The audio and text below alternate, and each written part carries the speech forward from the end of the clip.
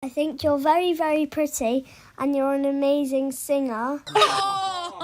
Oh. Best compliment anyone's ever given me. Oh my God. Wednesday morning is Capital Breakfast. It's Roman Kemp, Sean Welby and Chris Stark with you. And today we are joined by an absolute superstar. Okay, you'll know her from anthems like Driver's License, Good For You. But she is back with another monster record. So monster, in fact, it's called Vampire. Please welcome Olivia Rodrigo. Yeah! Olivia, Nice to see you guys. Nice to see you, mate. Where are you right now? I'm in California. It's almost 10 o'clock, so I'm just winding down while you guys are starting up your day. Oh, wow. okay. Is it just like just finished dinner with friends, still going to go out to the after party later? Thought you'd put in a quick interview.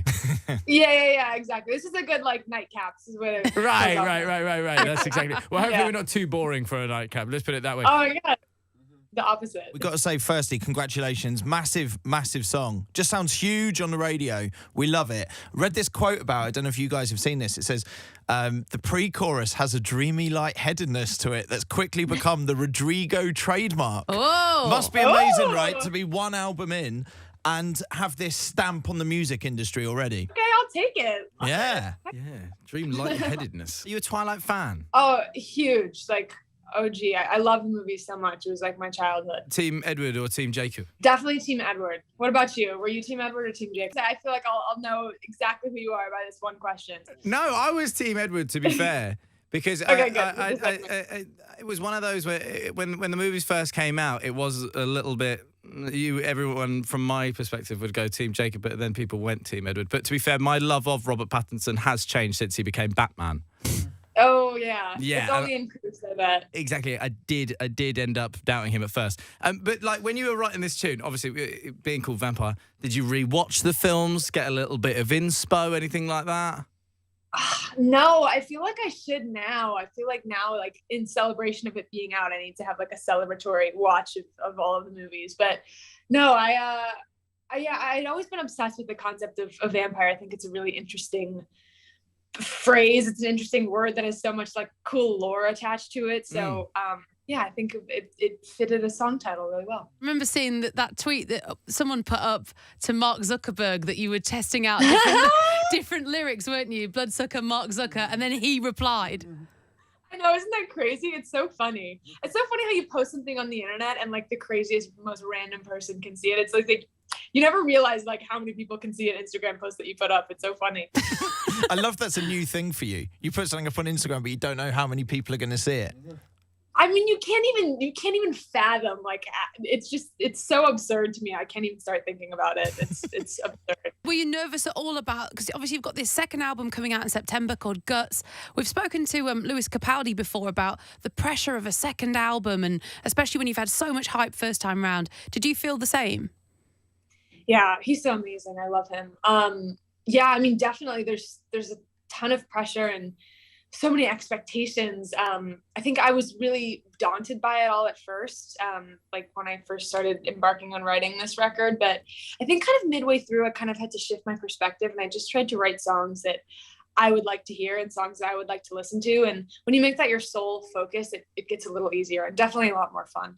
When you were making the song, that ending, were you just like, let's just go in at the end?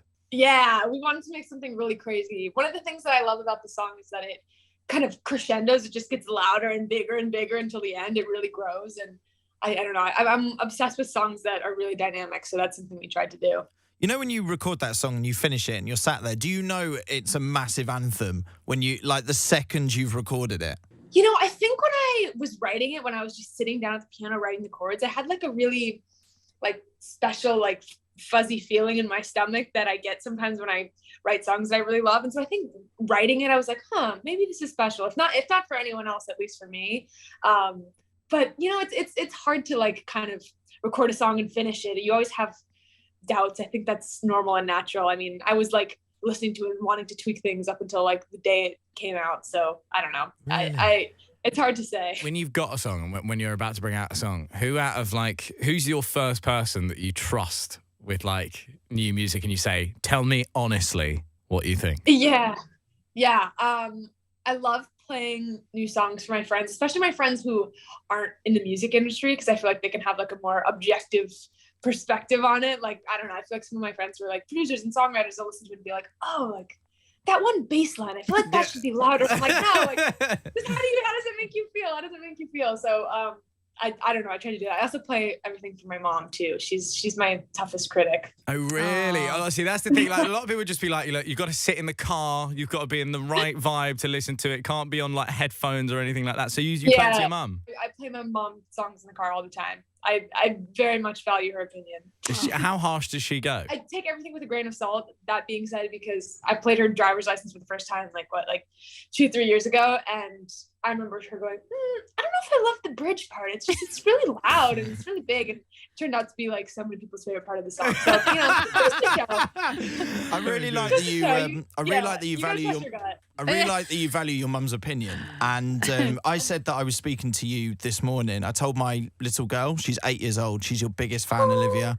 But then I'm sure there's a lot of 8-year-olds listening to this right now that would claim the same. So she was so excited that we were going to be speaking to you. So she's actually asked me to kind of ask you a couple of questions on her behalf. Is that okay? That's the sweetest thing ever. Yes, I would love to. So what I thought I would do is I would record her asking the questions, because I just thought I'll be the ultimate dad if I can. So are you up for this? I'm so up for this. I've never been up for anything more. I love it. Right, This is fantastic. So this is Chris's daughter, Erin. Should we go for the first one? I'm intrigued to know where this goes. I'm Erin Joy. I am a big Olivia Rodrigo fan, and I am 8 years old. A fun fact about me is that my cousins, Emily, Rose and Lucy, I don't see them a lot, but I FaceTime them a lot, and my dad's always fine with it, so it means my daddy loves me. And that's a fun fact about me and my daddy, by the way. And my favourite food is ice cream. And my first question is, what is a fun fact about you? Wow. Oh my God, I love her so much. Favorite food, ice cream. Okay. Fun fact about me, maybe on the ice cream tip. My favorite ice cream, I think right now, is mint chocolate chip.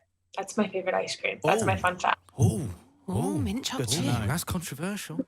Okay, Olivia, would you like another Erin question? I would love that. This is my favorite. She has the sweetest voice. Here we go. I think you're very, very pretty and you're an amazing singer, but do you have a beauty hack that makes you look so pretty? Oh. Best compliment anyone's ever given me. Oh my gosh.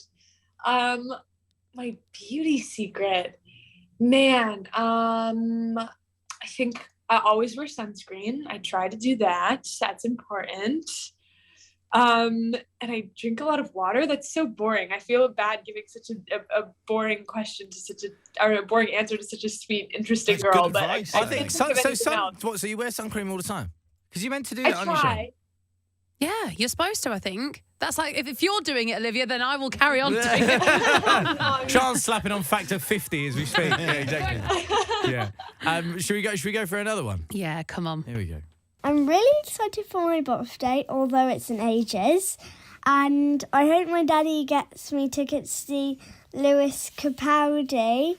What would you like on your birthday? That's a great question. Well, my next birthday is going to be my 21st birthday. And in America, that's a very big birthday. So I suppose for my next birthday, I would love to throw a party with some of my friends. I would love to have a little get together and have a little party fun night. And that would be my dream. When's her birthday? When is she turning 9? Well, the big 9 is 9. Oh gosh. Oh, no! 23rd of February. 23rd of Oh, February. you're February, aren't you? Wow, we're really close. Mine's the 20th of February. Joint birthday. That must be why I love her so much. We're connected. Oh, she's gonna love that. All right, we have to throw a joint birthday party. Imagine for, that. Yes. for Olivia and Erin. My Imagine. 21st and her 9th. Yes. Wow. Yeah. That's huge. That would be amazing. Right, should we go last one? My daddy is so embarrassing on the radio. He says the most embarrassing things. He's also really weird because once when I was in like year 2, I'm in year 3 now, I'm about to go into year 4. So he came into school doing this really weird dance, and he always does this thing where he flaps around his arms, and I know this song from JoJo CY, and he goes, I'm gonna come back like a boomerang. He goes like that. And what's the most embarrassing thing that's happened to you? Oh my God. I don't know if this is embarrassing, but that story is making me think of the time that my dad came to maybe it was my kindergarten or something. So I was a little bit younger than her, but we had a pet snake.